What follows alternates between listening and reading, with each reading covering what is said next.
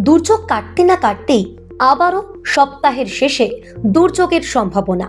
উত্তর ও দক্ষিণ দুই বঙ্গেই নতুন করে বজ্রবিদ্যুৎ সহ বৃষ্টি এবং দমকা হাওয়ার পূর্বাভাস দেওয়া হয়েছে আবহাওয়া দপ্তরের তরফে। পাশাপাশি 24শে মার্চ মঙ্গলবার উত্তরবঙ্গের দার্জিলিং, কালিম্পং, জলপাইগুড়ি, কোচবিহার এবং আলিপুরদুয়ারের জন্য জারি করা হয়েছে কমলা সতর্কতা। উত্তরবঙ্গের বিভিন্ন জায়গায় বজ্রবিদ্যুৎ সহ বৃষ্টির সম্ভাবনা। বৃষ্টির পাশাপাশি ঘন্টায় 50 থেকে 60 কিলোমিটার গতিতে ঝোড়ো হাওয়া বইতে পারে।